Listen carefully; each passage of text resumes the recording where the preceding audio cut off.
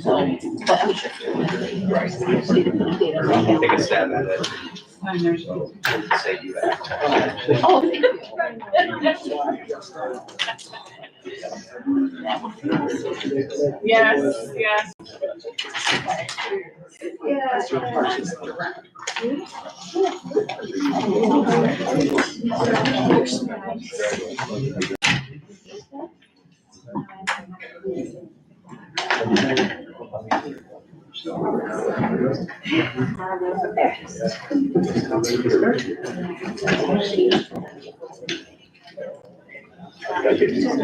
We can start. We'll open the public portion of the meeting with the pledge. To the flag of the United States of America and to the republic for which it stands, one nation, under God, indivisible, with liberty and justice for all.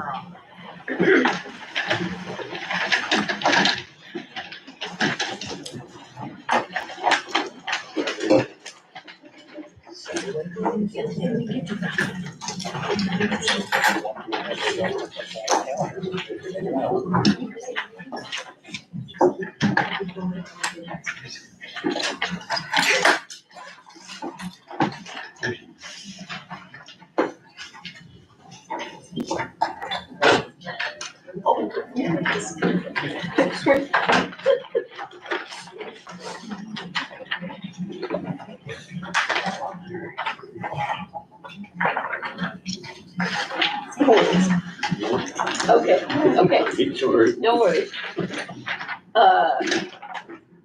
We have a presentation right off the bat. You have the floor, sir. Thank you. Well, thank you for allowing me to come and do a presentation on the BOCES budget. I'm Dave Parsons, Assistant Superintendent for Administrative Services. My counterpart that usually is here, Jeff Madison, is now the Deputy Commissioner in Albany. So it's me tonight. It's all right.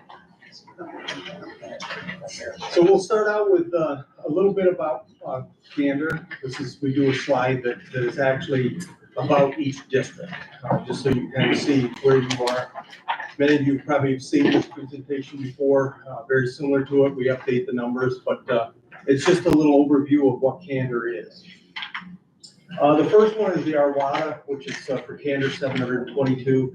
That's the resident weighted average daily attendance. The number that Albany gives us, and they do a whole calculation about yay long on each district to figure out what is your weighted daily average for attendance. They take into factors like your full-time, part-time, exceptional ed, so on and so forth. It's a calculation. But it's for us, it's a way to say that candor is this size of our BOCES, which is actually what the next number is. So you represent 6.3% of TST BOCES. And that becomes significant when we bill out of our COSERs. COSER is a cooperative service. So like the administrative budget is a cooperative service. CTE, exceptional ed, all of those are cooperative services. And they all can be billed on different methodologies. Our WADA is one of the ways to bill out COSERs. Another one is like the CTE is a 3-year rolling average for attendance. Exceptional ed and alt ed is a day in to day out. So we do those based on FTE.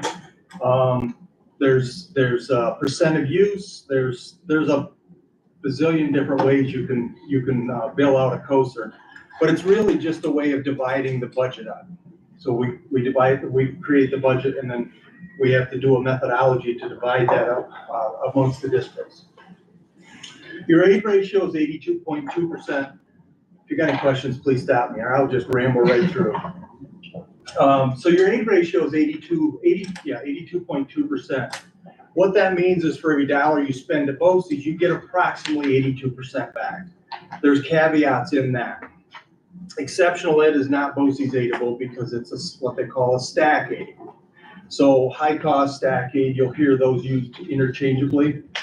So we bill you folks for what this exceptional ed students you have with us. And then Christine takes that and adds any of the other costs that you have per student. And then there's a threshold per student. And then when you hit that threshold, anything over that is then high-cost aid. So it's a different type of aid. Transportation aid, if any of the districts are in our transportation COSER to do training and so on and so forth, your transportation aid is higher than a BOCES aid. So we don't do BOCES aid, we let you bring that back here, run it through the transportation services here, and get BOCES or transportation aid on that. The garbage service is not aidable at all. It was aided when we started it, and then the state said, we're not gonna aid that.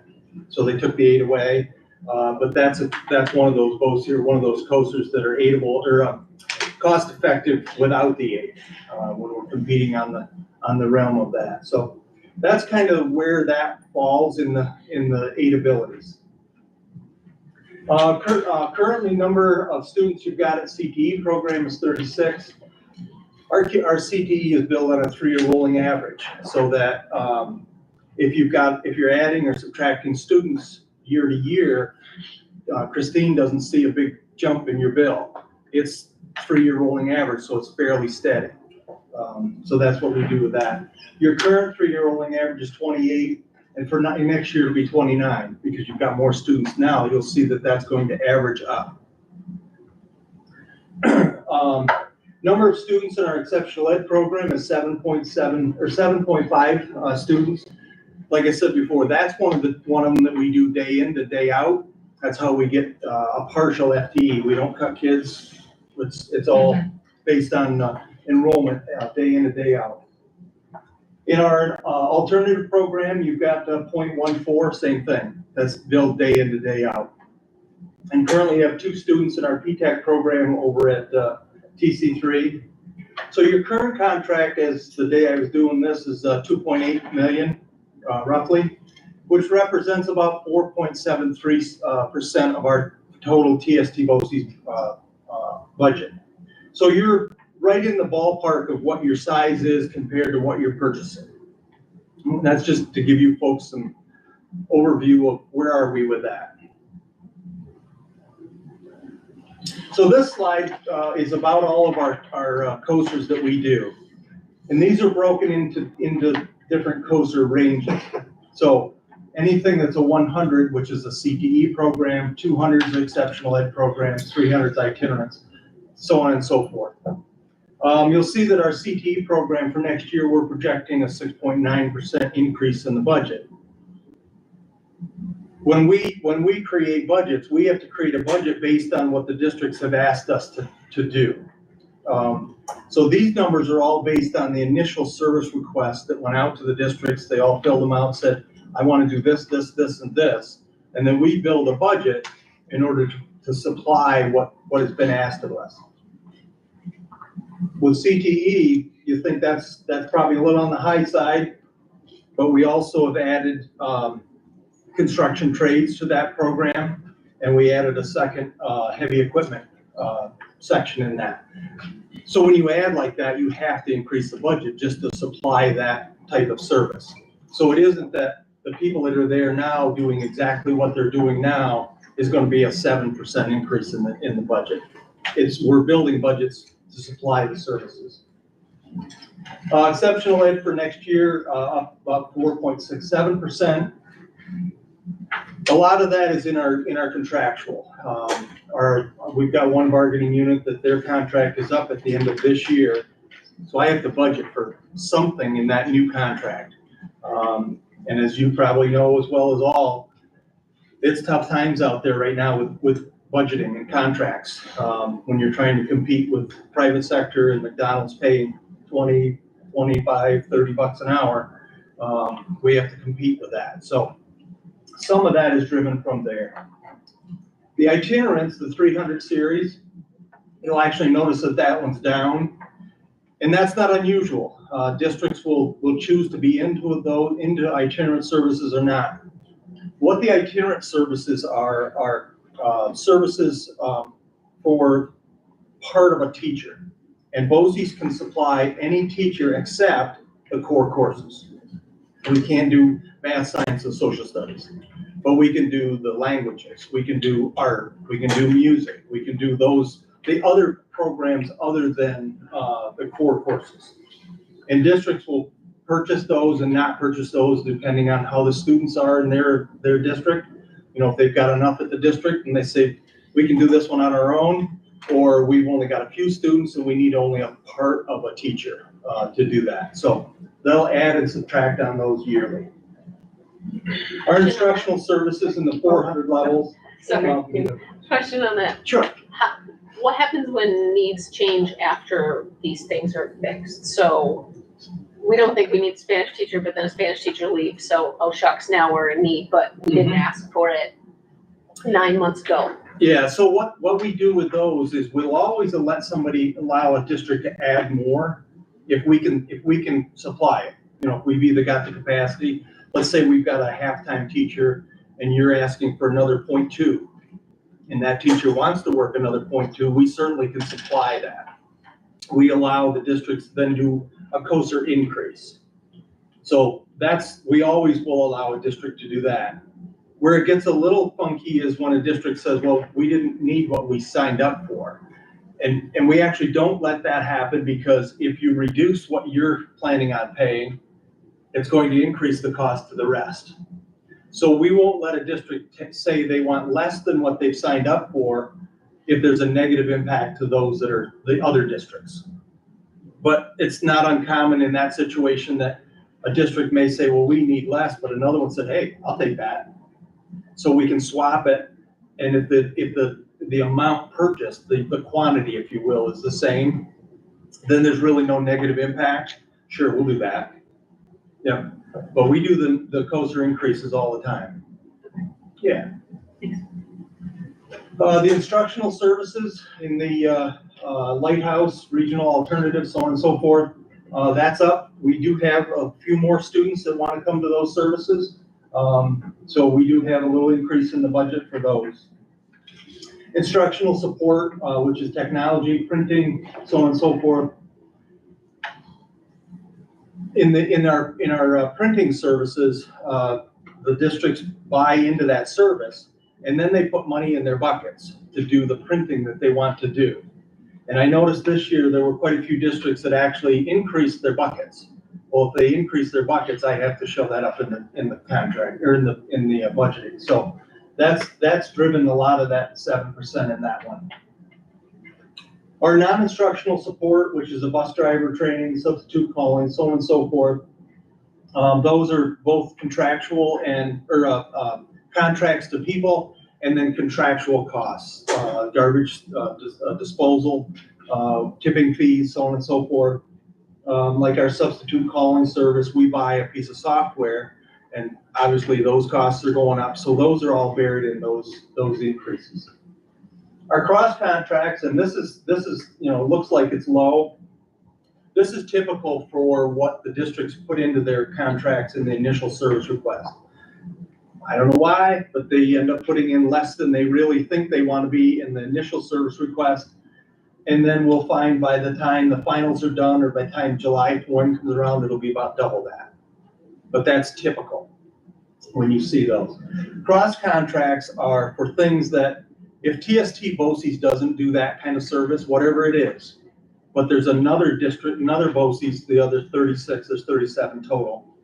If there's another one that does that, we'll let a district cross contract through us to the other BOCES and get the service they're looking for. I don't know if you folks are off the top of my head, but like Erie 1 does a policy manual.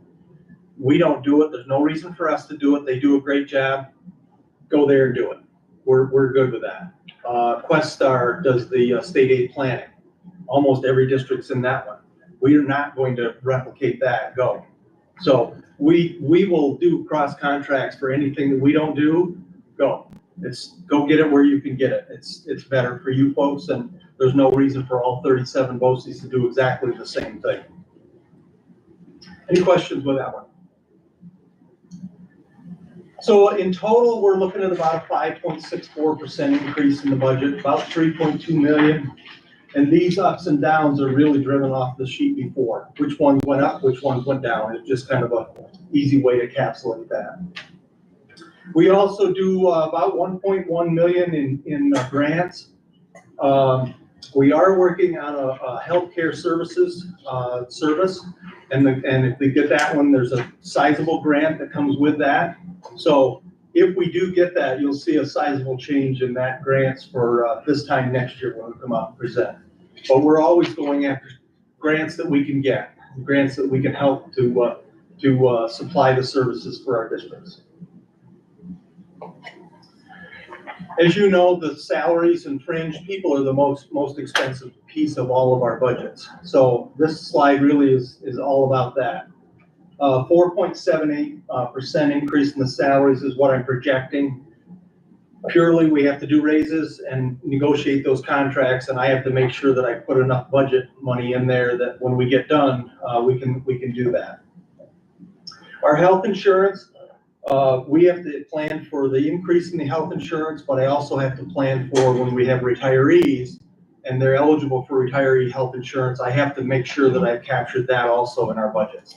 So that's where the 8.3 goes up in our health insurance. Cost of retirement, I'm projecting about a 3% increase in our costs in the contracts. Right now, the rates aren't going crazy, but you just never know. And our other costs, which are dental, disability, FICA, so on and so forth, those all put together is about a 4.5%. And they're all driven off the percentages of salaries. So when salaries go up, those are going to go with it. Same with the retirement, they're going with it. Our capital budget, we have to put money in our capital budget for anything that's capital, as you folks do. But we also, anything that we pay rent for has to also be put in this budget. So we rent a place over next door to us at the IC3 daycare, and that's where one of the CTE classes is. It's embedded in the situation over there. So our students are actually in there with kids all the time, so they get that exposure. But we have to pay rent for that space. We also pay rent over at TC3 for our PTech program. That's in this one. And then the other one is the adult ed downtown, our adult ed rents from TC3. That one, I have to put it in this by statute because it has to be budgeted here, but the adult ed actually reimburses the cost of the rental for the property down there for that program. So it's in this one, but you guys actually don't pay for it. It comes out of the adult ed, they reimburse it. But I have to budget for the whole thing in this one. Our reserve accounts, BOCES cannot have an unappropriated fund balance at the end of the year. So whatever we bill for and we don't use, so we bill our districts in May because we borrow our budget. And then we do all of our book work and all the closing of accounts and pay all the bills and everything else. And then we figure out, okay, we collected this much, we only needed this much, the rest goes back in a refund in November. So BOCES has to start over every year. We have no unappropriated fund balances. The reserve accounts that we do have by statute, you can see them here. These are all numbers as of June 30, when we had our audit done. So like most of them are pretty well explainable. The unemployment and the insurance flex. We are self-insured for our dental program. So we have to make sure we've got the money in there that when a claim comes in, we've got the money to pay the claims. Our CTE reserve, when I came to BOCES, we didn't have anything in that one. What that one is for is when we go buy equipment for the CTE program, it's usually not cheap. We did a spray booth, I want to say about 8 or 10 years ago, and it was 70-some thousand just for the spray booth, plus installation. So rather than to put that all in the budget every time it happens and have our CTE program budget go all over the place, what we do is when we buy a piece of equipment, we depreciate that over 10 years. We depreciate it. We can take 10 years of 10% of the cost of that and put it in the reserve. So that the next piece of equipment that we need to buy, instead of going into the budget, we can pull it out of this and then put it back in 1/10 of the cost per year. So that's what we're trying to do, is get that to a point where when we buy big pieces of equipment, it's not going to hit the operating budget. We're going to take it out of our reserve. And the ERS and TRS reserve, when I came there, we didn't have those. Our philosophy has been, we have to do whatever we can do to try to make our budgets as steady as possible. I'm not saying flat, but as steady as possible. We do not like to see the up and down. You don't want Christine looking like this with an up and down budget. So we're constantly trying to figure out how can we make our budgets as smooth as possible without the big spikes one way or the other. So those are the things that we try to do to insulate that situation. In my time, I have seen 19% in the ERS costs. So when it's down, we're putting money in the reserve. When it goes high again like that, we'll be able to use some reserve to flatten those out. This is the administrative budget. This is the one budget that you folks as board members and all of your counterparts in all the other 8 districts as board members vote on this one, just like the taxpayers vote on your budget in May. You folks will vote on this one. And whatever it is, and it can't go up 1 penny. So we spend a little time with this one. So salary, fringe, contractual, all of those are in line with the other stuff that I had talked about as far as percentage increases and things. But in this one, there's 2 lines, and it used to be just the one, but now there's 2 lines in here that actually have movement year to year to year that I have to account for. The first one is the retiree health insurance, which is, I think, the one you've heard me spiel on that one before. Anyone that retires at TSD BOCES that is eligible for retirement health and dental, that cost has to be put in the administrative budget. So it doesn't matter if they're CTE or exceptional ed or maintenance or administration. Wherever they retire from, that retiree cost is not put in where they came from. It's put in the administrative budget. And that's a statute in the Article 1950 from Albany that started the BOCES. That has to be put in the administrative budget. So it's always a number that sticks out like a sore thumb, but we have to budget for that. The other one you'll notice now is at $7.99, the RAN interest. If you remember a year ago when Jeff and I were here, we came out with a 27.5% increase in that budget because of the borrowing. Because for 15 years, the interest rates were 0.0 nothing. And then all of a sudden the rates took off, and now we had to put real numbers in here for interest. I appreciate and I thank you immensely for saying last year, yes, go do it. What I will say is we were able to borrow this fall, and I had planned on about a 5.25 to 5.3 interest rate. We borrowed at 4.67. But on the positive side of that, we have money in CDs at between 5.2 and 5.3. So we actually borrowed at a lower rate than we can invest it in. This will be the first year we have to worry about making too much money and the IRS saying, we want our cut. So we're now making sure that we spend, because when we borrow, we have to spend 90% of what we borrowed within 6 months of our borrowing. So we're gonna hold off on having the districts probably pay us until I know we've gotten below that, so that I will not send money to the IRS. It stays here. But by doing this interest, my calculations, and I used 5% instead of 5.2, 5.3, I used 5. The $34 million that we borrowed and you guys could hang on to from your tax time until the time you pay BOCES in May, if you invested that at just 5%, it generated just shy of $1.5 million to the region. So it's impressive, and it didn't cost us $1.5 million because we paid 4.3 or 4.67, and you're bringing in 5 plus. So thank you for taking that leap with us and giving us the okay to go do that. And it's fortunate that, you know, I'm happy to be able to come back and say that, see what we did. But that was you folks taking the chance with us, and you know, it's easy to now see what it actually did. But because I still don't know what the interest rates are going to be a year from now, I have to plan for something. So I did have to bump that again. If I can do it at 4.3 again or 4.6 again next year, we're good. but I don't know what they're going to be a year from now. So I did have to bump that. So those two lines drive most of that 6.85% increase in the budget.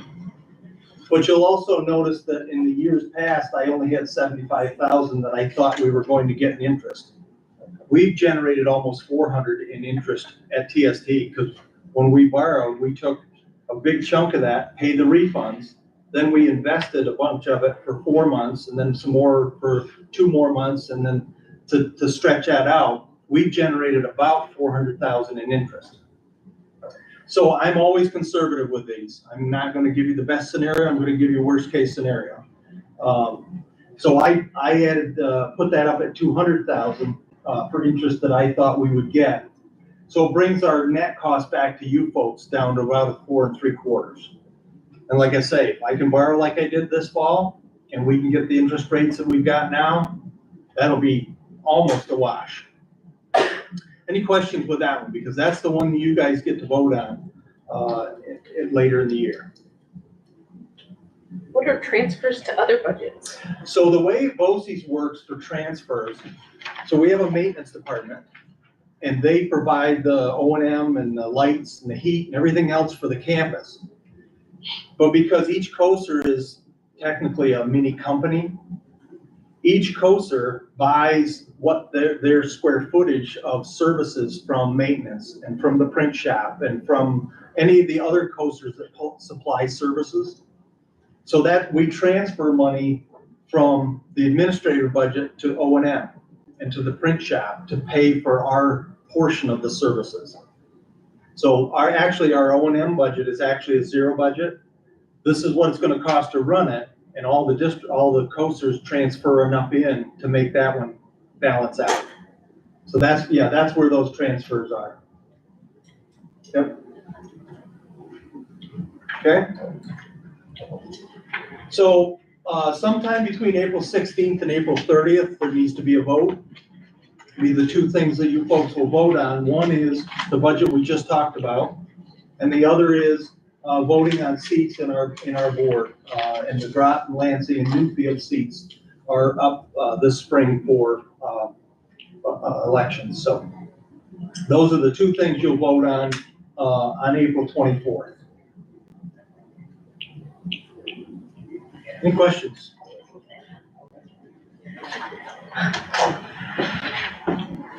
Well, thank you again for letting me come out and do a presentation, and again, thank you for the vote of confidence we did last year, a year ago.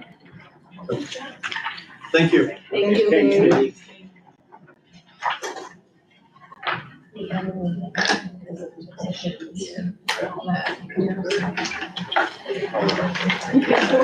Put in your calendar back. Thank you. All right.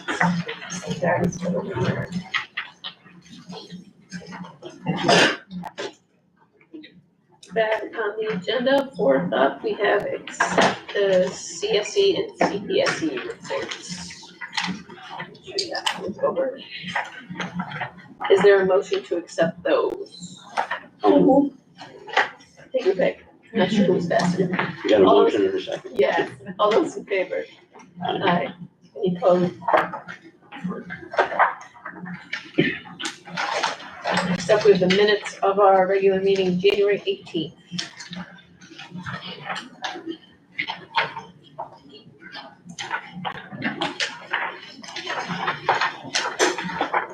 Any comments or corrections on those?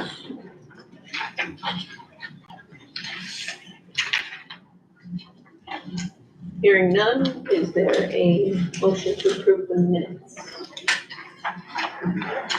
So moved. Second.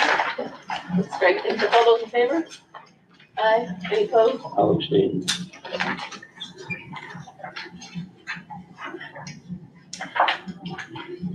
And reports, treasurer reports. Thank you. Have a good evening. You too. Bye, thank Greg, you. safe. Safe travels.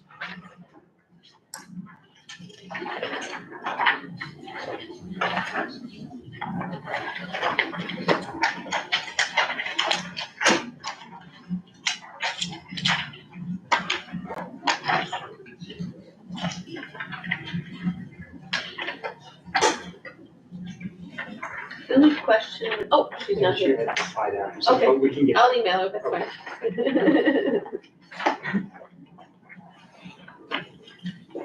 If there are no other questions on those, is there a motion to approve the treasurer's report? Thanks, Nate, is there a second? Second. Thank you, Brent or Greg. All those in favor? Aye. Any opposed? And appropriation transfers.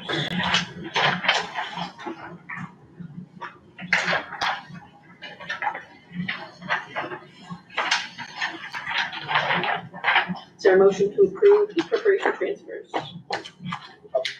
Thanks, Brent. Thanks, Kate. All those in favor? Aye. Any opposed? On to the warrants.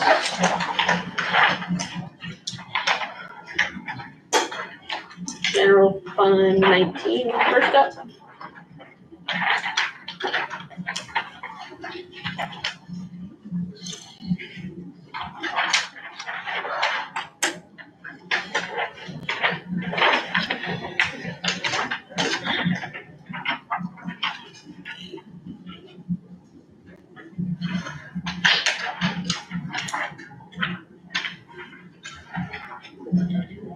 Anybody have questions on that one?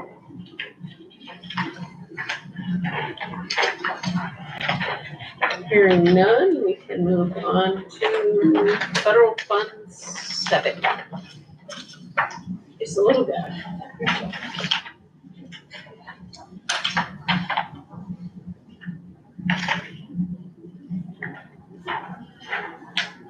And after that, we have School Lunch Fund 7.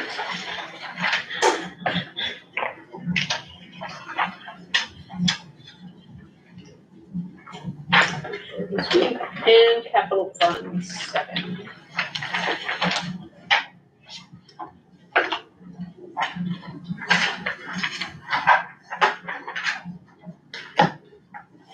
Brent, for the big project, we're still in the planning stages, right? For the $10 million capital project.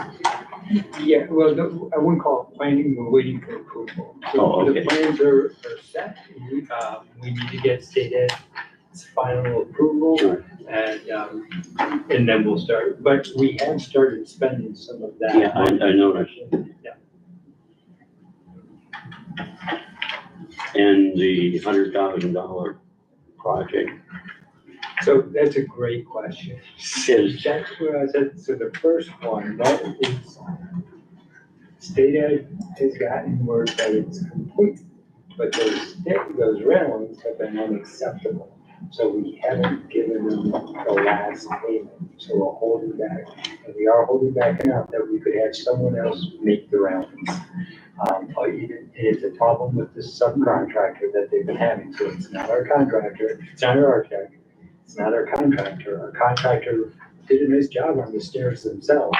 They subcontracted for the railings. And they sent us railings that, you saw the first one, the welds weren't good and they turned black.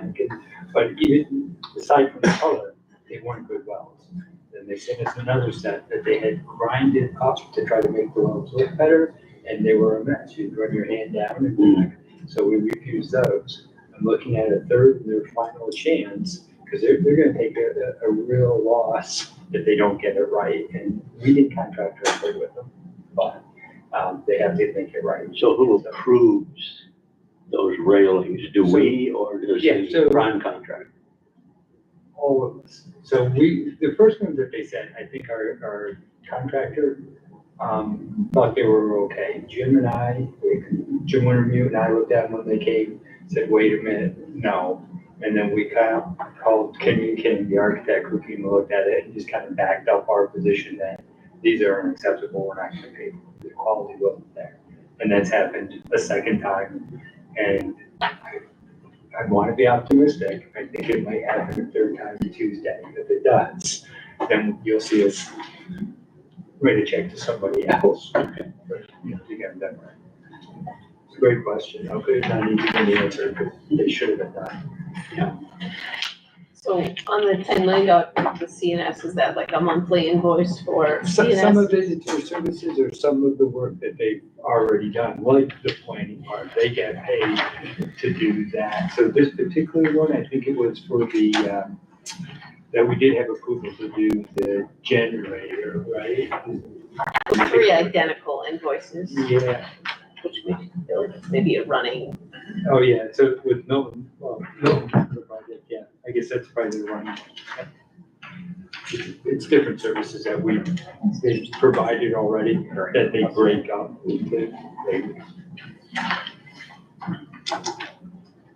Is there a motion to approve the warrants? Thanks, Nate. Second. Right, or hope, take your pick. All those in favor? Aye. Any opposed? Oh, that's one. Recognition of visitors. Hi, visitors. Tasha, would you like to go first? I have lots to tell you. I had so much fun the last time I was here, I thought I'd come back. And to let you know, our career and tech students attended Skills USA in Morrisville. We sent 44 students, and 15 out of that 44 placed first, second, or third. And so your BOCES at regionals is known as small but mighty, because on average, we did a terrific job. So you're to be very proud. Our Triple E event went very well. It was we had lots of attendance, a lot of activity. Kids got a lot out of it. They got a chance to play with equipment and talk to possible employers. And so we were very grateful that went so well. We had a recognition ceremony for new and renewing National Board Certified Teachers in New York State. And there were 3 recipients, a lady from Ithaca, 2 actually, 2 from Ithaca and 1 from Newfield. We also have our brochure out for our superintendent search that went out today. So hopefully we'll get some action on that. I wanted to remind you of the March 9th Get on the Bus presentation at BOCES, and that we will have an actual electric bus on campus. They will have a presentation, and then we'll actually get on the bus and ride on one to see the difference, or just to see what it's like to be on an electric bus. So, and that's from 9 until 11, and I believe the 9th is on a Saturday. So I wanted to remind you of that. I'm very excited about this. Our BOCES is the first in the state to pilot a program in conjunction with TC3, and it's about orbital welding, and it's a partnership with nanoscale facilities at Cornell University. So we will have students who will actually be going into their facility with all that protective garb on and doing things and experiencing that. And they're going to see how our program goes, and so because I really would like to offer it to other BOCES in the state. So I'm really excited to see how the kids do with that. And they appear to be excited to be involved in it. Also, Hope and Greg. I'm sorry, Greg, I had a senior moment there. We attended a legislative meeting and had a great talk from Dr. Rick Timms about the budgeting and foundation aid. Scared the bejeebers out of me, but I found, I thought, it really, there is an advantage to planning 5 years ahead to be able to deal with what the state has been so kind in handing us to handle. So I got a lot out of that. I wasn't real impressed with the legislature exchange, but I thought we got a lot of information out of that meeting. Didn't you think so? Yeah. So that was time well spent, and I encourage you to get a hold of those legislators and just, rattle their cages a little bit. I think that's all that I can remember at the moment. Thank you for the update. You'll have a second shot. Well, after a certain time of the night, my mind goes absolutely blank. Hurry. Neil?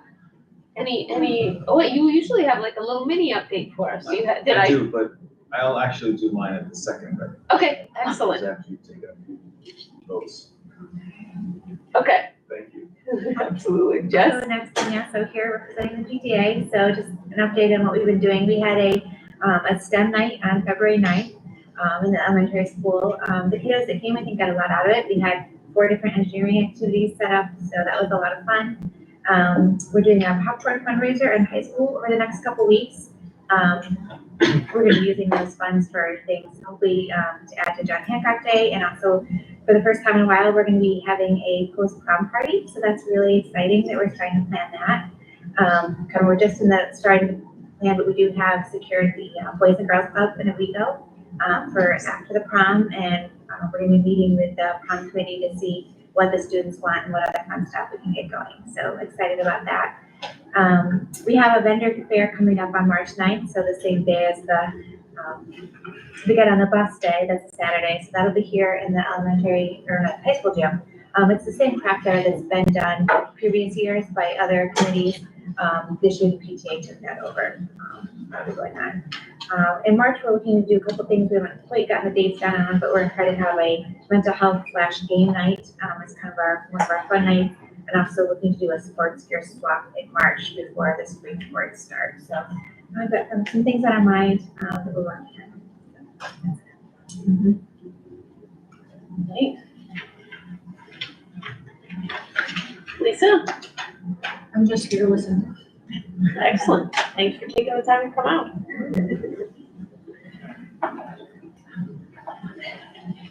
So we have no considerations. Consent agenda with a few additions, and thank you for getting those to us yesterday. That was requested, and it is helpful to have a look at them in advance of right now. Question the administrators. Yeah, good job. We appreciate Were there any items in the consent agenda that should be pulled out for separate consideration? I'd like to request 10.1A and 10.1B be pulled out for separate consideration.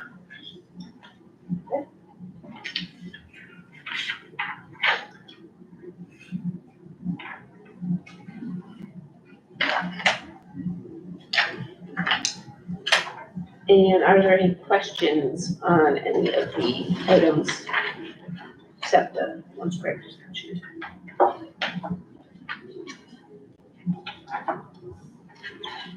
Some of those retirements are real killers, man. Yes. Those are biggies. Tried to refuse their letter, but they still gave it to me.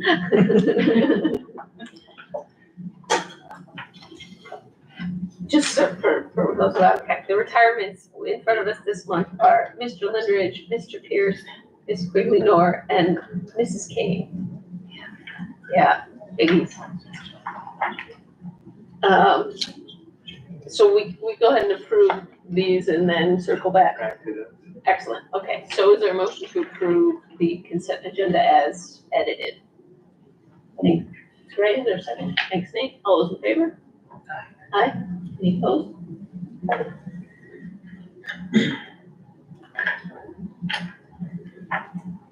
So as separate considerations, is there, how do we? so we just, you'd open it up to questions about it, and I would do one at a time, so, just say, okay, so before the board again is, So- resignation of, or.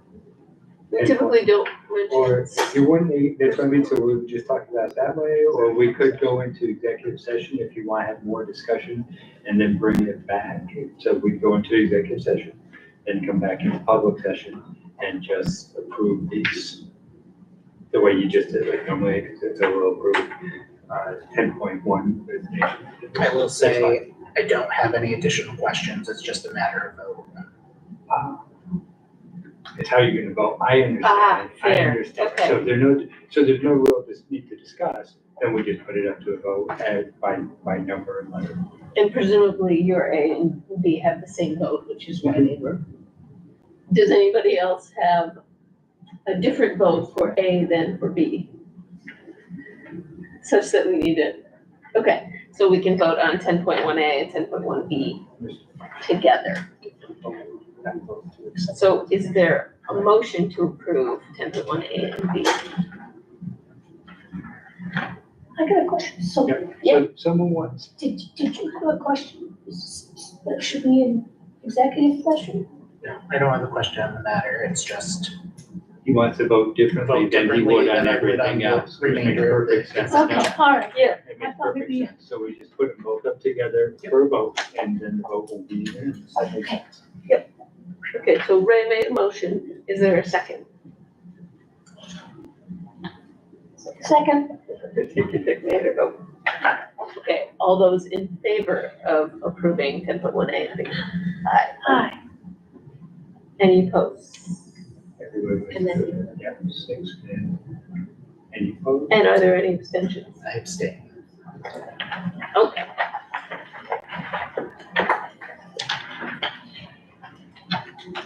And now we get to hear other people's voices. This is more fun. Pete, you're up first. That first piece there, I provided a snapshot on the back of that sheet of the historical iReady data. We completed the iReady data, and it's important to note that the winter math there is our highest that we've had in the last 3 years, so that's really optimistic in the trajectory that the kids and the teachers are going. And again, this is just one of the pieces of data that we look at when we determine student proficiency, along with the other data points that I've discussed over the last couple months with the QPS, the PASS, the OR, standards mastery report cards. So I thought it was important for you guys to see that. If you have any questions, I'm happy to answer those at the end of my report. I can move on to the second piece, the mental health piece. At the end of this month, after break, Mayor Volpe, our school social worker, and myself are going down to Tioga County to meet with the Deputy Commissioner regarding the programs and supports that Tioga County offers all of our schools. So all of the county supports that are offered to schools and families of our students are going to be present. And this really stemmed from a conversation that we had with Tioga County Probation. They have a program that they come out and meet with some of our students and work with their families. And they just happened to mention a couple programs through that conversation that the social worker and myself haven't heard of or utilized yet.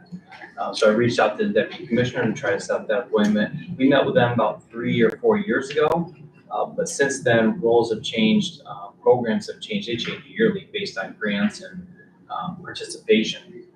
So I'm really looking forward to that, and that's going to contribute to, it's going to support our kids, and not only our kids, but their families. We notice a lot of the programs goes to support families of students in need, so we're excited about that.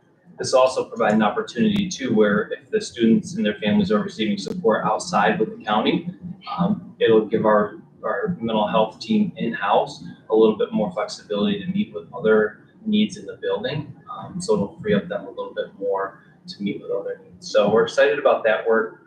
Last time it was really great. We had a point person with the county. We were able to reach out and say, this family needs this, what do you got? So we're excited about it. The next piece there, the computer-based testing, as we enter away towards April and spring testing, I thought it was important to kind of give you guys an insight on how our teachers are using one piece, one tool to help support our kids. About 2 or 3 months ago, I reported on some of the data that we collected from last year's state test, and I noted it there. The lack of stamina in the vocabulary piece was something that our teachers identified as needing work through other means, because our curriculum was using different vocabulary that the actual state test was using. So this tool that we're using through Questar, MED's supporting our teachers in providing sample testing, computer-based testing, so the kids not only know how to use the state testing tools online, because the tools are sometimes challenging to function, especially for math. There's highlighting tools, there's different tools you can use. So this gives the kids an opportunity to practice that. Teachers have been doing it since December, January, and they're seeing it really be helpful for the kids to get used to those tools. So we're going to continue that until April, when the first assessment starts, and I think we're going to see that pay dividends. There's different versions of the assessments that the teachers can give online, so the kids aren't just taking the same assessment every time. And teachers use them differently throughout their classrooms. Whatever works best for their teaching style, their environment, they get exposed to this content really early. So, How often, 2 questions on that, so how often are they doing that? Because testing is a piece, but it's not the only piece, so you don't wanna oh yeah. tunnel. And then anytime I try to work on stamina with my children, it just ends up with really grumpy children. So how they're just trying to do it incremental little baby steps of sort of tenacity or stamina. Yeah, so I'll hit your first question first. How many times do we expect them to do it? We ask them to use their discretion. They're not gonna sit in math class 3 days a week and hammer this test. That's not what I expect. And I've made that known. We're not a test prep school, but we are get ready for the test kind of school. They need to be exposed to it. But I leave that at the discretion of the teachers, and they all do a really good job with using the platform. And then your second question is stamina, right? It's not just this piece that we're practicing with our stamina. I reported a couple months ago on standards mastery. Standards mastery is another piece that we use for stamina. But I was talking to a 3rd grade teacher today in our post-observation conference about this exact thing, stamina. And I asked, how are you, because it's one of the needs, right? Kids need stamina to make it through these assessments. How are you helping your students supporting them with that? And she gives them the opportunity to take the test.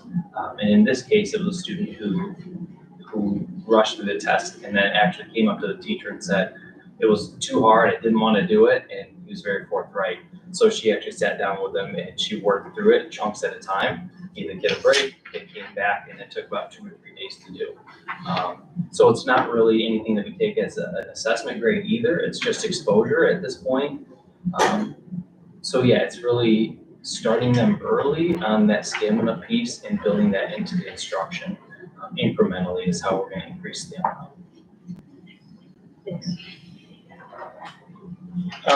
It's not on my report, but I thought it was worth saying. I have gotten a couple of calls. We are going through the winter, which is traditionally sickness time. I've gotten a couple of calls from families asking, when is the point where I send notes home to families, letting them know what diseases are going around, what sicknesses are going around. So I think it's worth mentioning that when we have a confirmed case of a communicable disease that has a potential to be contagious, like pink eye, strep, hand, foot, and mouth. When that's confirmed, we'll send a note home. I find it challenging sometimes to get the message from the parent to say, well, I think he's got blah, blah, blah. I can't send a message to parents or a letter to parents and say, there's a case of, without having it confirmed.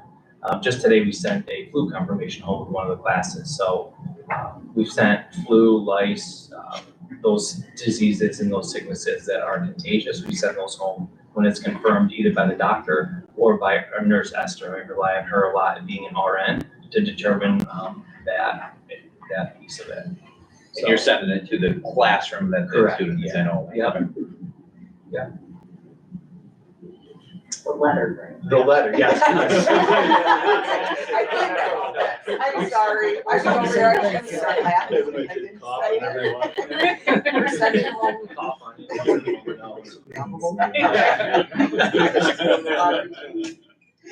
We're finding the 24-hour bug is really what's getting the kids. It's not anything that is diagnosed, but kid gets sick in the afternoon one day, they spend 24 hours at home, come back fine the next. And that's the most common thing that we do see. So that's kind of, our thought process behind sending letters home to families. I do want to mention a couple of things. Our Coyote Connections is our 5th and 6th grade student service group, or we don't want to call it a club, it's not a club, but it's a group that provides student service to the building and to the community. And they're working right now with the newly formed Candor Children's Clothing Closet that's going to go right over here at the food pantry, and we're going to do a clothing donation in March. And they're going to take the lead on that, organize the clothes that come in, sort them by size. And we're really excited about that because it's much needed in our community. And the kids are excited about that too. We also have a Math March Madness Family Night in the middle of March. I think it's March 13th, focused on math and family engagement with math, family games. And it's going to be the multi-purpose room. PTSA is going to support that as well with some goodies and some snacks for the kids. We have prizes that are going to go to home with the kids that all attend. So we're excited about that evening. And I think that is all that I have for you folks tonight. Any questions I can help answer? Pete, just looking at the reading iReady data. So it looks like we've stalled out a little bit when you look at the winter comparisons. So do we think that the new instructional interventions and all the work you're doing with the Reading League will start to see some of the benefit of that show up in the spring assessment? Sure. I think that's a fair question, and I shared with our faculty this data. And one of my statements to them was, if we see this data, and I agree that it's kind of been consistent over the last three plus years, those numbers haven't changed much. So my statement to them was, if we have this data and we're looking at it and we're not doing anything about it, then that would be a cause for concern. But everything that I've reported on with the science of reading and all of the interventions that we're attempting, the new semi-new curriculum has been here 2 to 3 years. I see all those things happening, and I'm really impressed with where we are. And I do have hope and positive outlook that this is going to be supportive. But like I said, this and the state tests are all just pieces of the puzzle, right? When we look at student achievement, student proficiency. But I would agree, when I saw this literacy data, it's pretty consistent. So I am hopeful that the things that we're trying, the research-based practices we're trying, working with the Reading League, and the interventions that we're providing are going to support student achievement, student growth, that maybe not this spring, but over year, 2 years, we start seeing growth. I think I mentioned last month that I want growth now. It's just not realistic at this point, but I see the work our teachers and students are doing, and it's on the horizon for sure. And I think we're still in that learning and building capacity stage with the Reading League.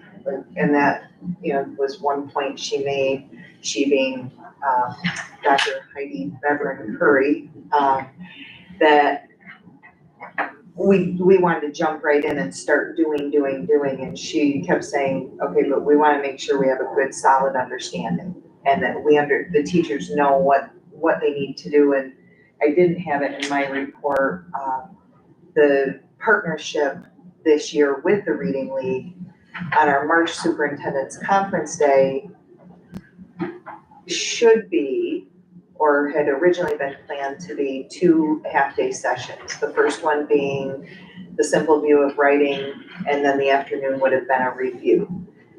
Pete and Sarah had a meeting with her to ask a lot of questions about the 6-step lesson plan that all our teachers just learned about. And I think we may have to adjust March Conference Day, because she recognizes that maybe we could spend some more targeted, time and instruction with the teachers, right? I wasn't there at the meeting. Pete and Sarah filled me in after. And I think I appreciate that as well. Like, that's differentiating. That's, she's responding to our learning too. Like, where are we at? We're not gonna just keep pushing through if our teachers need that time. Sorry, that's it over here. Thank you.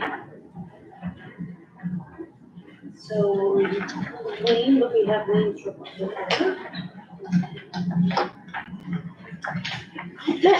You're up.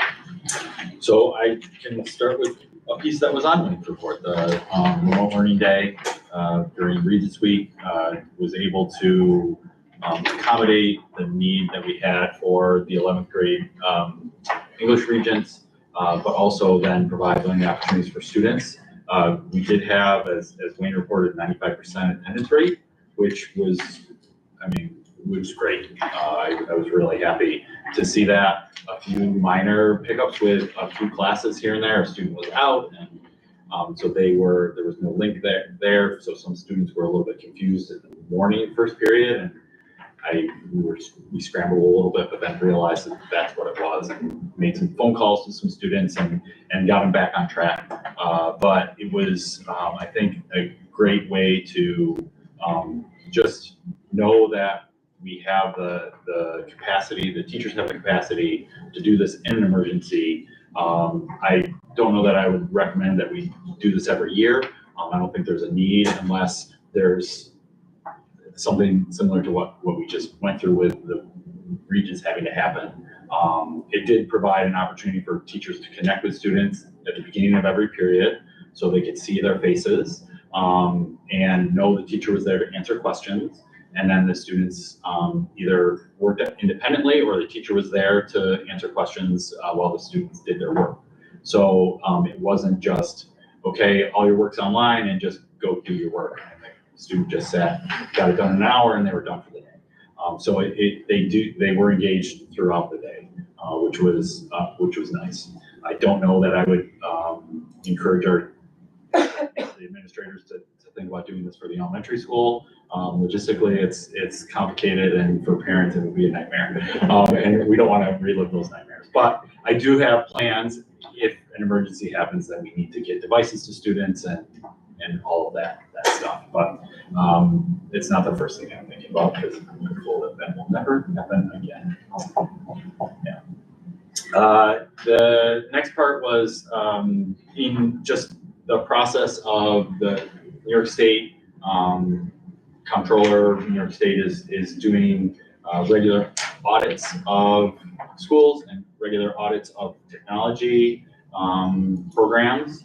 And they sent a list of things to be aware of that they're going to be looking at specifically in districts. And one of the places that I don't want to say we're deficient, we just didn't have it on paper, was this onboarding, offboarding process. And so by actually going through and writing down the process, it was a great opportunity to catch some places that I wanted to make sure we didn't leave, have those openings. So especially in terms of shutting off accounts for access to things. The nice part is most of our, if not all of our accounts are linked through our Google domain. So once we shut off somebody's Google account, it really eliminates their ability to get into anything else. But just having those accounts sort of still hanging out there is never a good thing. So having a checklist, the 2-page checklist of finding all the little places where we've created accounts for people over the years to double check to make sure that they're removed was a good process. So having that process and having the approval from the administrators on who gets access to what is really nice to check that box for the audit that will be here eventually, but also just good practice for us. And then I did put some data on the back. Sorry, it's in such small print, but I didn't want to give you tons of pages. Just an overview of our website. I appreciate Kathy Hinkle and Kate Atkins. Kathy really has helped to catch things like, oh, this doesn't exist on the website anymore, and where is this document? So we're constantly checking that, and that made me think, oh, I wonder what our usage has been. And it looks pretty consistent over the last couple of years, or over last year. And the spikes that you see, I think, primarily, especially the most recent one, I think happened during those kind of snow days or bad weather. We get a lot of hits on the website during those days, but we do get a good, a pretty consistent 100 to 200 hits on our website every day, which is great. I'm amazed that we get that many people come to the website. And then just showing, you know, where people are going on the website. The number of visits over the last year has gone down a little bit, but the number of users is about the same. So they may be not checking as often, but we have the same number, sort of seems like the same number of users coming in to the website. And this is all from Google Analytics. So Google kind of checking, so it's not necessarily unique users. Somebody might check on their phone and then check on their computer, they may clear their cache, and then it registers them as a new user, those sorts of things. But any questions on that? We still have good use of the app from AppG's app. That is just the quick, you can go to that and look at the live feed and news, look at the calendar and the lunch menu, those sorts of things, which is great. What is that app? What's that? What's that app? So there's an app that came with our website that if you look in either the Android or the Apple store for Candor Central School, there's a little app that it's just a quick way for you to get notifications when we push something out. It can give you a notification if you set that up, or instead of having to go to Google on your phone and type Google in, you can just go right to that app and it's got a quick way to get to things that are happening, our events, and I think athletics is on there, as well as the calendar and the lunch menu, which is always very fun. So.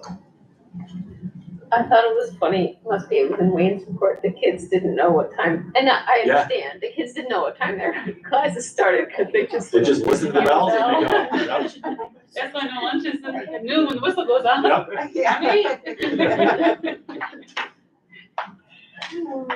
Thank you. In the report, it lists the staff page being visited quite often. Is that the staff directory or is that the staff portal on the school website? It's the staff page on the website. So there's at the top, there's district, calendar, school, departments, families, and staff. I believe it's that staff page, and that's a place where faculty get forms and a lot of, the paperwork and things. So they like extra P vouchers and things like that.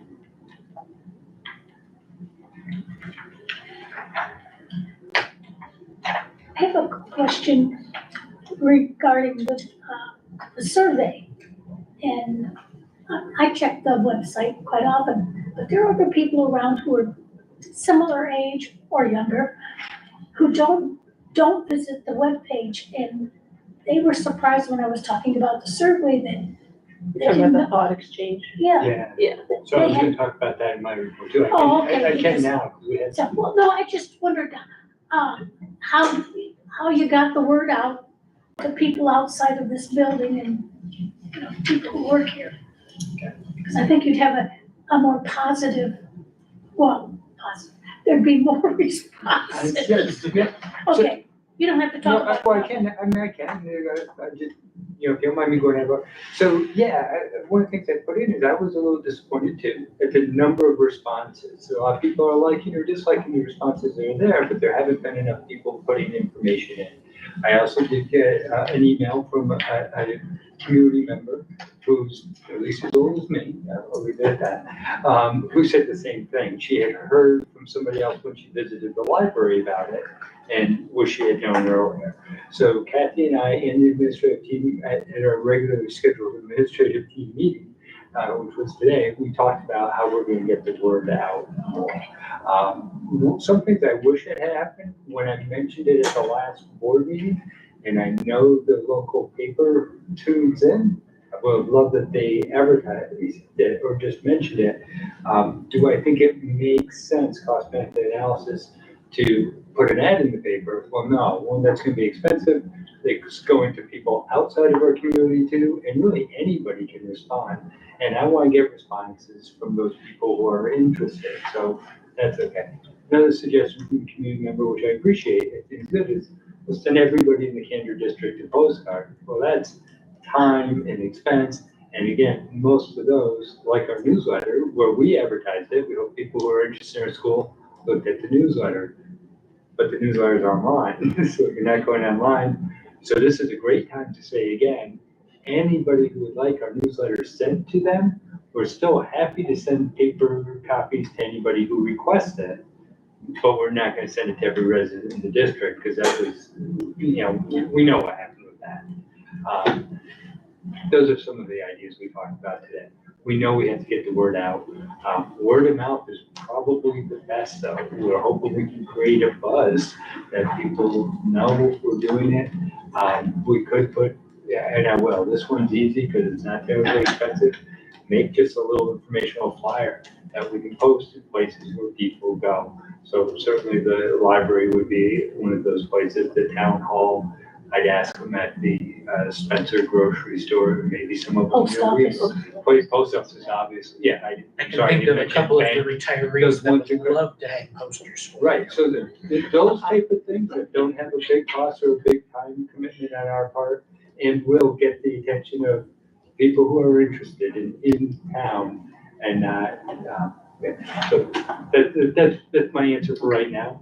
I'm open to other ideas though, because I agree, it's, Do we have a hard copy version of it available for folks that don't have access to a computer?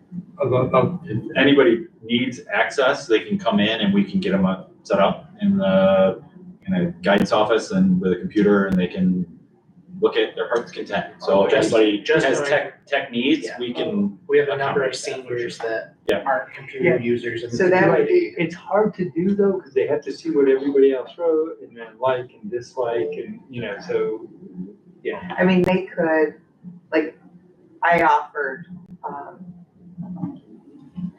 my mom, like I said, if you wanna put a thought, just tell me, I'll log in, I'll select the right, profile, yeah, and then I'll put your thought in there. But otherwise, to have someone, to have a paper copy, you wouldn't be able to. I did have someone who did just that though too, and I didn't know if, and it came to me in an envelope, mailed to me, with a whole list of things we should, now I don't know, my guess is, because it was a list of what this person thought we were doing well, what they thought we needed to work on. It wasn't anything in this thought exchange, and I could either enter that, all that information, most of it's there, so it's a matter of, okay, I could like it for her, or I can just share that when we meet on the 5th, and we'll take all those things into consideration. And there are a couple, because it's not like the thought exchange information is actually building our strategic plan. It's giving people the chance to be heard. So, I mean, while the letter that came to me, that person's being heard just as much, no more, no less, whether I entered it or not.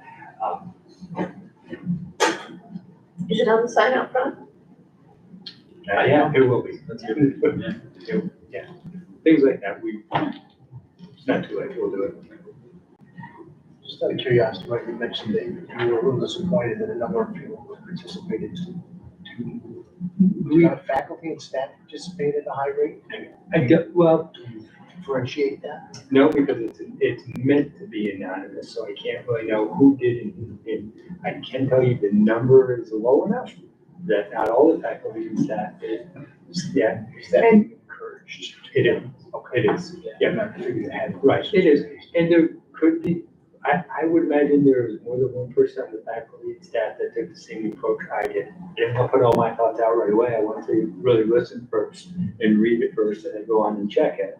And now it's time for everybody to put their thoughts in and see who's gonna like my ideas. But we want more responses. And,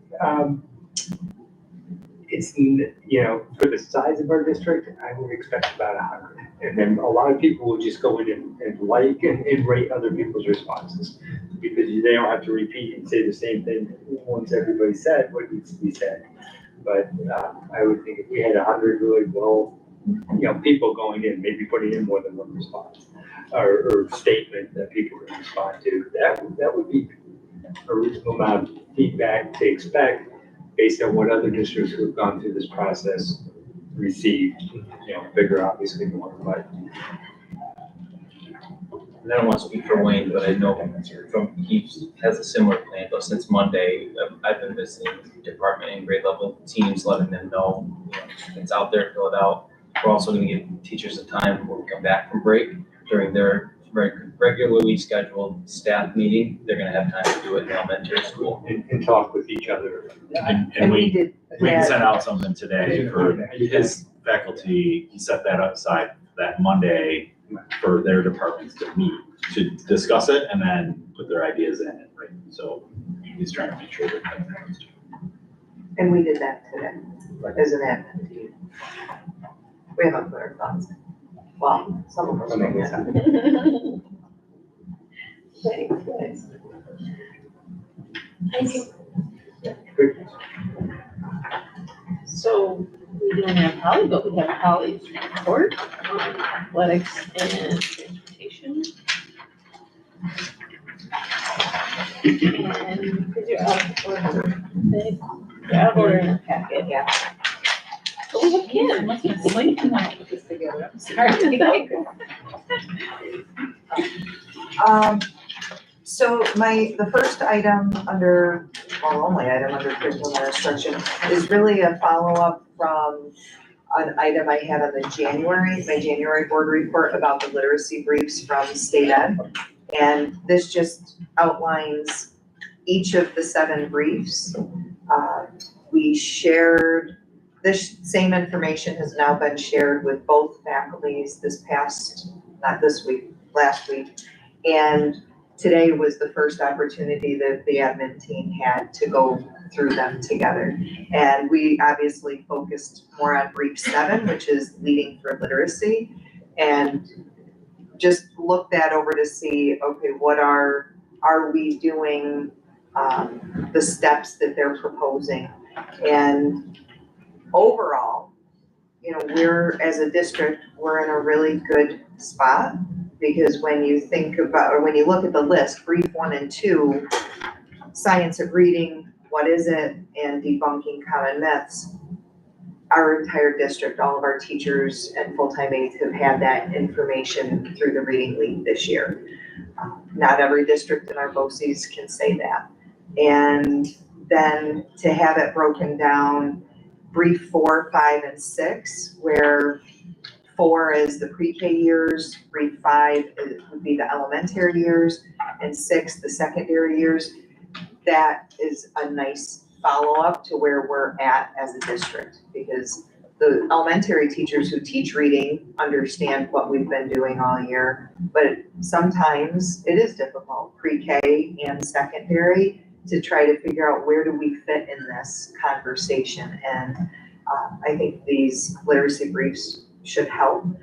And again, as we talked in the faculty meetings and with the admin team today, we are really at an awareness level, introduction, and start to become familiar with what the briefs have to say, use them as kind of grounding tools to look at either our locally developed curriculum at the high school or at the elementary school purchased curriculum that we use to see, does what we have align with what is written in the briefs. Can you give us an example of what a brief is? I mean, It's just an outline. So the New York State Education Department worked with Harvard Graduate School of Education, one lead professor and an assistant, and they wrote an outline of, so it's based in the science of reading, these new briefs, and they're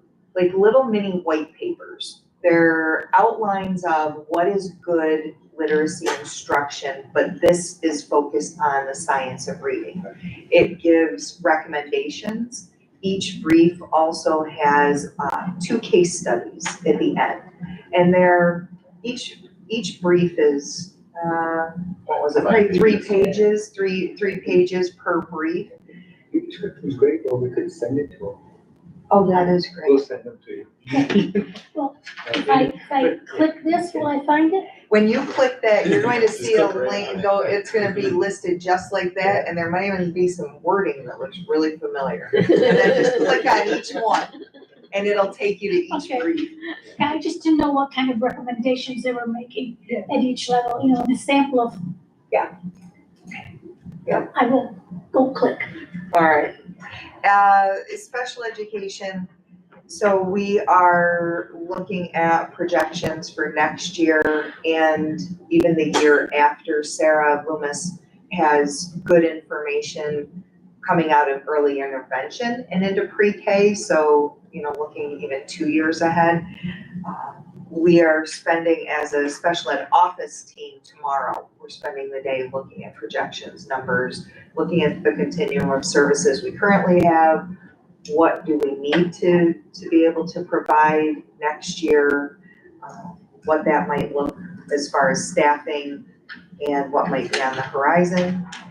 And, you know, we're right in the midst of annual reviews. And then I have to thank, it's out of order in my report. I was out for, I don't know, it was a couple, well, I guess it was last month. It was this time last month, or the week after. And I have to thank Amanda French, Sarah Loomis, Lisa Hale, and Abby Holmes. They took on a lot to help keep everything running as smoothly as it did. And it's just, you know, you don't like it when you can't be here, and I feel guilty, but I couldn't ask for better people. And the special ed teachers, the special ed department, they teach, but they're also case managers for their caseload. There's evaluations, there's IEP writing, there's progress monitoring, there's data collection on top of the typical teaching day. So we're really fortunate that we have an exceptional special education group. And on the back, I tried to add some updates for the district priorities. And under literacy instruction, I just added the literacy briefs, vocabulary and comprehension. The high school is doing more work around tier 2 words. And under the chart, you'll see update for February. Wayne is, in addition to the departments coming up with more words, vocabulary words to focus on, he's now embedding look-fors when he's doing observations. So how are those words being explicitly taught? I've been trying to ask questions and give feedback. And the only thing that I didn't update, and I wished I had, but I guess it was faculty meetings from last week. So under maintaining a safe and supportive environment and encouraging a positive culture, Pete and Wayne and having Merrick Volpe and Karina Evanco as social workers in the 2 buildings, and the educational piece that they're providing at faculty meetings is it's encouraging, it's supportive, and it's really that idea that in order for the adults, the grown-ups, to take care of the children, we have to make sure that the adults are being taken care of, but also being helped with how do you take care of yourself. So I'm so appreciative of the work that they're doing with Pete and Wayne in those conversations for our staff.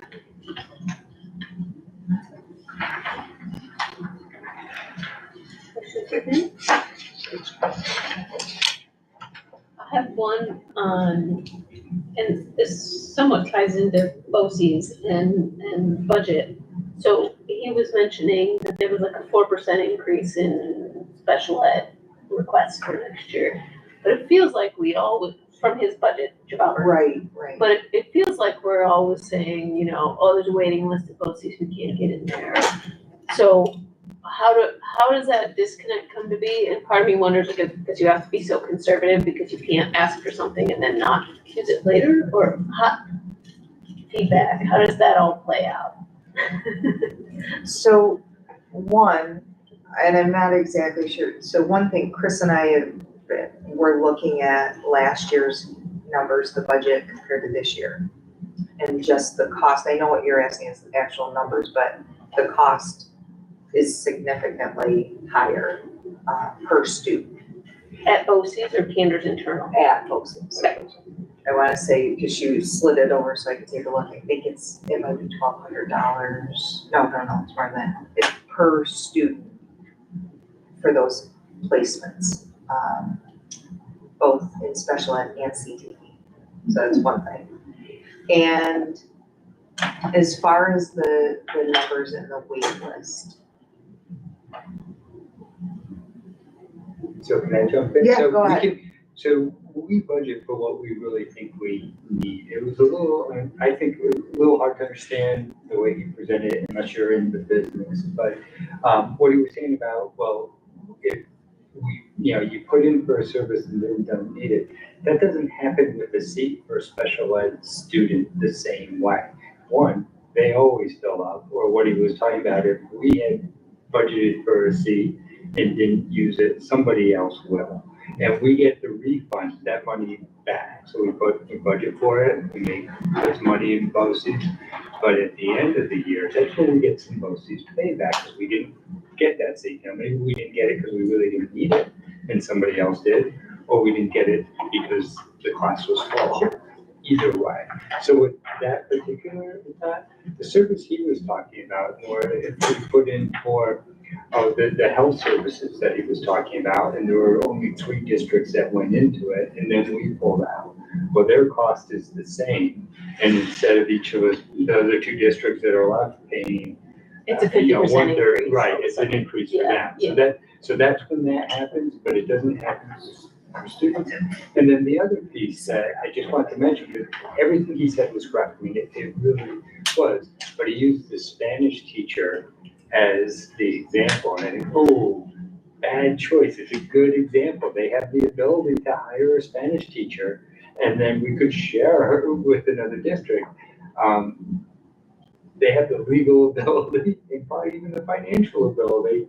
They can't find a Spanish teacher because we would go in on that. So with new builds.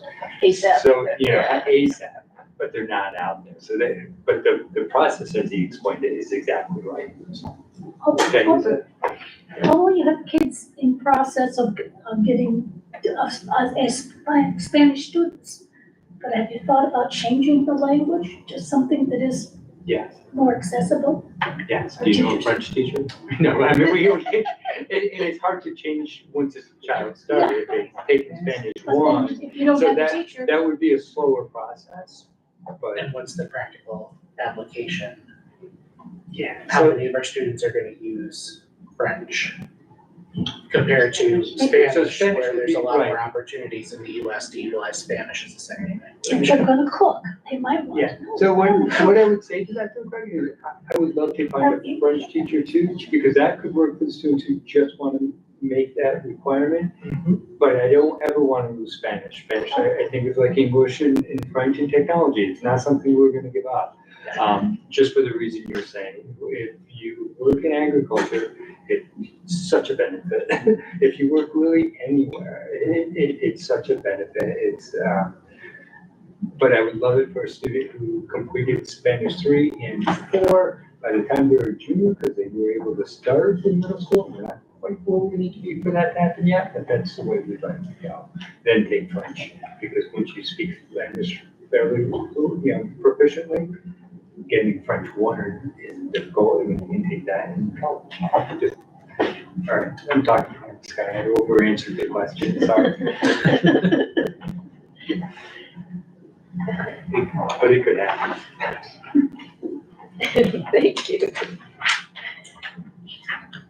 And we're up to you. Okay, so we already talked a little bit about the capital project, and we do meet monthly with Jim and Chris and I and the people from Kenyon and people from CNS to check on our projects and where we are and what we're going. I mentioned last time the TIPS program, which I don't know what the T stands for, but it's interlocal purchasing system, which can allow us to take proposals not bid even before state ed is approved. And we did that, and they came up with a really good proposal for a roofing company that we haven't signed a contract with them, but we know we can get the job done, and we can give them reasonable assurance that the price is right and everything looks good, so that they can start planning their summer. And we had to do that because roofing contractors and employers just wouldn't be there, if we waited until now to push back to April. I forget what date I told you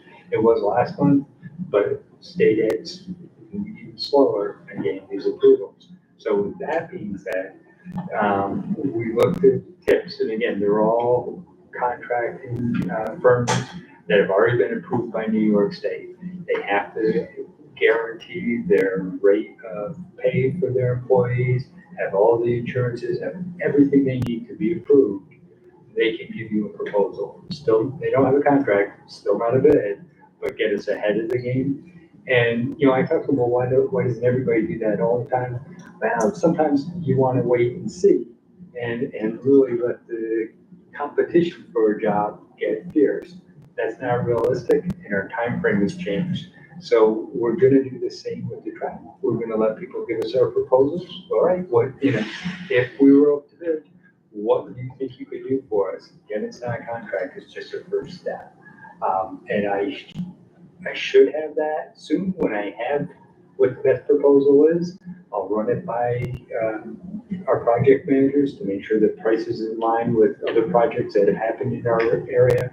I'll bring it back to the board and say, hey, here's a proposal we have, and we'll go from there. If everything looks good, we can give them a letter of assurance that, yeah, we would work with this if no one can beat it.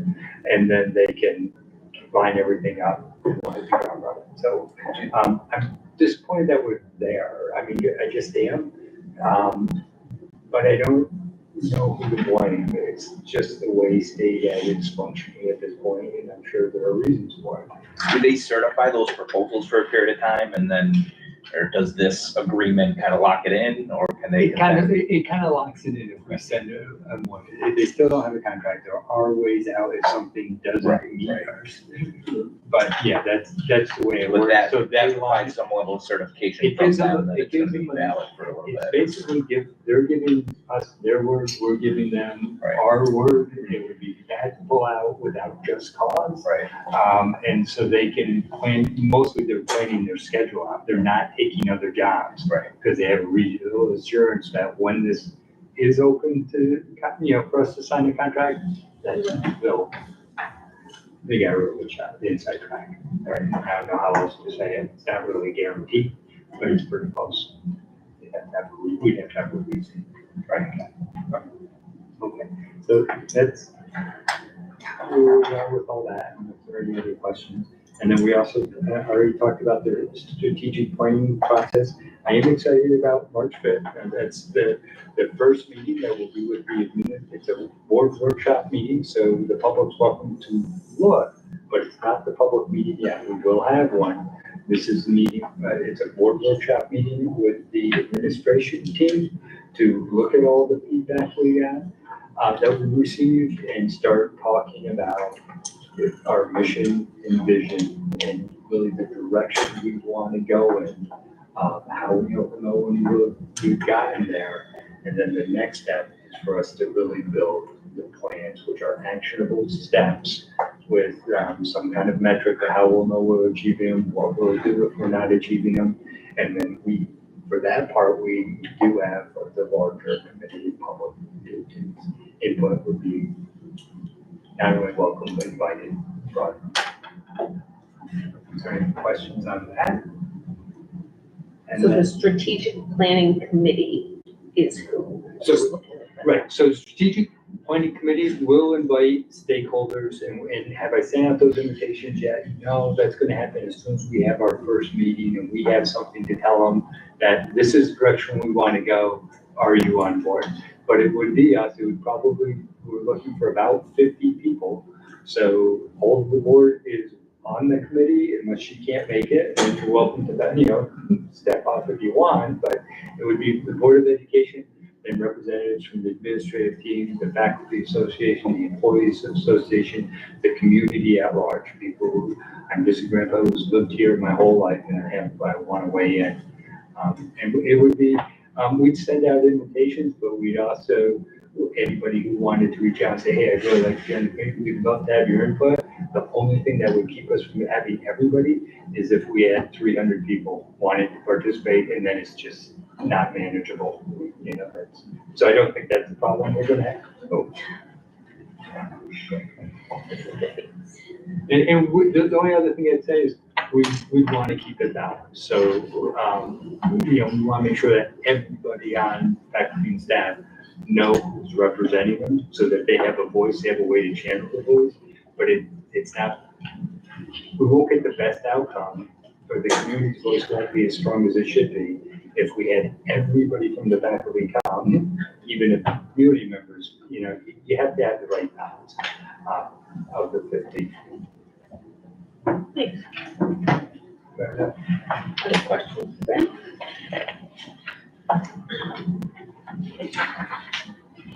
So we are back to, or we are to board comments.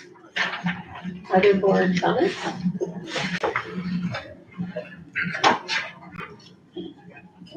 Yeah, what you got, right? I just like to express my appreciation to the administrative office and board members who contacted me in my sister's recent passing and offered their support and condolences. It was reassuring to me, because, I was in Florida at the time, and it totally changed our schedule around. But it was good to know I had support, which is a big thing for me to adjust to, since I'm the oldest in the family. And by rights, I should be the first, right, to go. But my sister had been ill on and off for a long time, and it had been going downhill. It was still sudden. And the other thing I would like to say is, we're going to be looking for board members to fill a couple of vacancies. I don't know who of the current board members will be running again. I will not. So there will be at least one open seat. It is time for me to go. So I've been here for a lifetime. At least somebody's lifetime. At least somebody's lifetime. I wouldn't figure that out. I've been on the board before she was here. So it's definitely time to vacate. And I'm having some potential health concerns that I need to address. I'm not getting any younger. I'm sure some of you are. That's all I have. We will have more official thank yous, but since it's in public session, thank you, Ray. For your many years of service. Other comments? Just a couple of congratulations. Just want to pull out of Holly's report. Congratulations to Jack Smith for his third place in the Class B wrestling. And props to, again, Steve Lindridge and the students that took place or participated in creating those prostheses. That's an amazing opportunity for those young people, and so great that they were recognized, not just locally, but at a national level. It's a testament to great things that are happening here in Canada. And we did get a really nice email from a community member who saw it on the news. It's so funny because he came in, last year and told us about it, but it is now on the news, so it's having a resurgence of attention as it deserves. Yes. So that's really nice to see. And I'd like to just piggyback on something Greg was saying. You didn't make it into this from Holly, but I don't want to steal her thunder for the next one, but congratulations to the boys and girls basketball teams. They're both playing at TC3 this Friday for the IEC championship games. So exciting stuff. And the other things I would add, the STEM night was really nice. The way Joe Husband, I think, set those up was really nice because they were fun for the younger kids, but as the awareness of science concepts grew, he had the activities scaled so that they became more complex for the kids who were ready to calculate speed and not just time, you know what I mean? So he did a really nice job with that, and the kids who were there had a good time, and he engaged really well. I know you've been there during the workday, but doing all those same things Feels to the good, feels kiddos. great, he's a great resource. He does the work and I just show up. And then, again, there will be more official thank yous for the retirees, but the retirees we had tonight are some real pillars in the school, so I want to thank them for their service. And now, we're back to public comment. If anybody else has, Neil, you want the second bite at the apple of public comment? Actually, I'll stand up if you don't mind. A quick comment, for Mr. Doan. You asked about faculty participation, and staff participation in the thought exchange.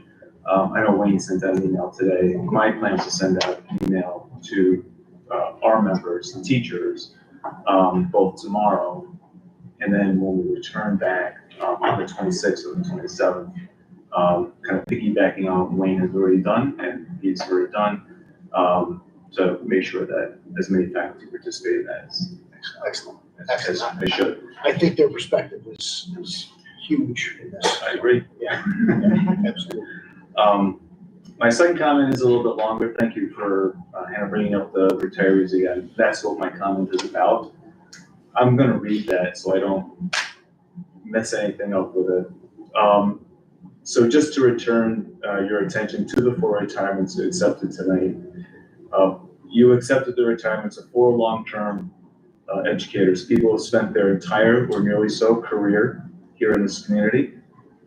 This is not unusual, but it is something. It is something to be understood in all of its complexity and all the ways it affects us, all of us. Personally, I'm a big believer that a community that has strong institutions does not need heroes. When I think of these 4 teachers, Teresa, Joe, Cliff, and Steve, I think about what they have done to make and keep this institution, this school, this community strong. To be sure, each of these teachers will be missed for the individual contributions, the long tail of their legacies having been felt for a couple of decades already. While I have no doubt that these teachers are looking forward to a happy retirement, no teacher, least of all these 4, takes this decision lightly. To step away from a career in a school, a place of joy and optimism in the service of hard work for kids is, as I said before, something. And all of them are taking this step with a certain amount of measured reluctance. I've spoken to all 4 of them. They are of mixed emotions about this. Collectively, they are an indelible part of this institution. They are not cogs in the machinery of education. They are bricks in the foundation of this school, a course laid upon those who came before and from whom they learned. They will be missed as colleagues, as mentors, as guides, as models, as educators, as shoulders of support, shoulders to cry on, as ears to listen, and on and on and on. As people who cared and truly love this community. So I appreciate the comments of the board so far in recognition of that. And you're right, it is only the beginning of a few months of some congratulatory comments for them. But it is with mixed emotion that we see them go. So, thank you. That was beautiful. Thank Yeah, you. well, And then he get his copy and well done. Well stated. I didn't even go here, and I'm like. You do shoes. And the Academy Award. Neil Park. A real hard act to follow, but yeah, public want to say anything. Like a horrible person. Could I just recognize, there are some of your students that were, students of the month at BOCES. And, I just thought maybe you'd like to know who they were. Rosie Hurd in cosmetology, Jalen Rich from Culinary Program. Cameron Sin from the Auto Body, of which I must tell you, our Auto Body people who participated at Skills USA swept the whole category. They took all 3 disciplines of it, so. And the last one is Tyler Rogers in outdoor rec, so they deserve some recognition for there. And Wayne does send out an email I each assume month probably. to, I don't know if it goes to elementary or not, I think it does. Yeah. It goes to everyone. I mean, it's posted on TV, so the calls, so the students see it too. Yeah. Oh, cool.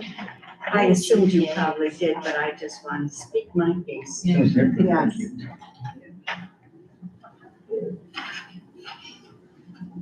Oh, and we're gonna, Spectrum One is interested in doing an interview in a news piece on this new, program that we're getting involved in.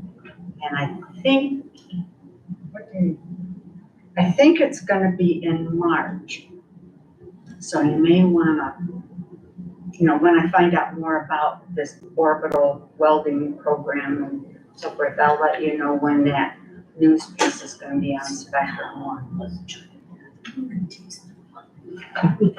Okay, Excellent. Right? I think we are. Any other? Yeah, Jess? Yeah, you kissed it. So I was reminded of a few other things that are upcoming, but we are planning to do, so Pete had mentioned the March March Madness, if I'm in the right order. So we are supporting that with some goodies and some prizes. We're doing cupcakes for Dr. Seuss Day at the end of the month. And we just purchased solar eclipse glasses from the entire district, so they could do this in April. So that's a really exciting. Thank you to Neil for spearheading this idea for the school. So. Thank you for actually studying the money. That's what matters. And I do have a couple questions. I think they're all for you. You talked about the iReady data. Will that be sent home to parents now? Yeah. Well, since I've come in about 2 years ago, we haven't sent them out paper. If teachers request them via Remind, I sent directions to the teachers and they're well aware that they can send them home on a Remind. So if you do want it, you can ask your teacher to Okay, Remind. so parents. And they'll send a PDF home, yeah. Okay, and I know they'll take those, I know you need to kind of with a grain of salt because they're learning throughout the year. And it's just one of the pieces, yeah. Just that we're hoping that we'll see the growth. It may not be at the end of the year, but hopefully over the next couple of years, we'll start to see that. And it's not because I want to hide the scores, it's just because I want to conserve some Oh, no, paper. no. It's not about that. Oh, and with the computer-based testing, there's the talk about stamina. How long are these tests? Are they quite long? The actual tests, Well, when they actually take they're them. on time. So as long So as long as But it's the mental stamina to think as hard about question number 25 and what they, especially with the word question, right? Wasn't that the issue where like they kind of give up to figuring out what are they asking for? That training is issues, what is the you know. expectation. The average time, I think we usually shoot for about 90 minutes, but a student could take, they could take longer, and we encourage breaks, 20 minutes, then look away from the screen, come back. But at some point every year, we use reasonableness. We're not Yeah. gonna make a student stressed on the computer. We just say, try your best after an hour and a half, 2 hours, but as long as they're actively trying to work. If they're sitting there, they're frustrated, we're not gonna make them do the test. We're gonna say, pick an answer, move forward. So like the data and the science behind this is that a child of that age, whatever, 4th, 5th, 6th grade, should be able to take a 90-minute exam. They've always been that long, That's- when I it was Just paper now, based. yeah. Okay. Right. Uh-huh. If that's what it is, what it is. I just And was more than curious. one day. No, 2 days in a row, 2 days in a row. It used to be 3. I mean, that in itself should account for half of the low levels. Are those results used in any grading for the students, or are No. those just for state information? Just for data. Teachers look at the data and we get them in August. Yeah, we And were then getting them much earlier. in the fall, we do look at them, just like I said, a piece of the puzzle. And we look at that. What do you think the difference would be if that was a 45-minute exam It's hard to versus tell, 90? Like, the same student, the same sort of content, but just this much time as opposed to, It's hard to tell. It is. just like the error and just like the fatigue. And it just happens to be that particular day. What if you Right. have a sinus infection or you're not feeling great and, Got that stomach bug. but you're there? And as much as we have supervisors, making sure the kids go back and check, because at the last page, it's some questions that are highlighted that you missed. Some kids submit it by accident or just because they're done with unanswered assessment Yeah. questions. So, How long does the iReady assessment take? it depends on the student again. Kindergarten, they chunk it. The primary, they take it over several days. But I would say older kids, probably an hour maybe, a little over an A hour. little over, because I know 7th and 8th grade usually plan at least 2 periods. Yeah. Just to be safe, and that would be. And it depends on the students, right? So in some ways, students that do well and it pushes them, it makes things harder and harder. And it takes them actually much longer to take the assessment than students that don't do well. And how, one more, sorry. The English Regents is like an absurdly long test. 3 hours. It's 3. Because for our students with disabilities who have extended time, Six. 6. And we had 2 students take in January that took 6 hours. Remember, that was an early And one. not many teachers could sit that long. And so we've also had to, this last year and this year, had to request the test accommodation of multiple day administration over multiple days. Because we have students that had, say they have 3 Regents exams, and to try and do 2 in one day, that they get 6 hours. Yeah. So we've had to, and I'm noticing other districts for high school students, they just make that almost a regular request for all of their students, which kind of makes sense. But I've talked to the state rep, we'll keep doing it as we need to. And sorry, I did have one follow-up on the Eclipse classes, I'm sorry. Hit your max. Yes, seriously. Stay shook. Is there are we going to see enough of the Eclipse here that it's gonna be worthwhile, or is there talk about field trips? These are things I've thought of and just not remembered to say. So there's a couple different perspectives you want to, so we won't be in the path for totality, that would be like over Buffalo, so we are farther than that. You will definitely notice it if the skies are clear. So I've done a nice blog on the NRCC website if you'd like to read about what our percentages of clear cloudy skies. So our percentages here are not as good as if you go to Texas. Versus like a field trip to Buffalo. I mean, yeah, they have totality. I think here it still will be fascinating if our skies are clear enough to see them, which. And you're not gonna have any better chance of clear skies here in Rochester, right? So the 2-hour field trip. Not likely. I mean, sure, one place could be, but not enough in advance to like plan something. It's still upstate New York. I mean, it's April, so it's not like we'll have lake effect, but so. Well, like snow, we'll all be checking the weather. The weather, yeah. 2 days, 3 days before. Let's see. But you don't have to drive to Rochester. You could drive north for 45 minutes and get in totality. So we are not very far from that.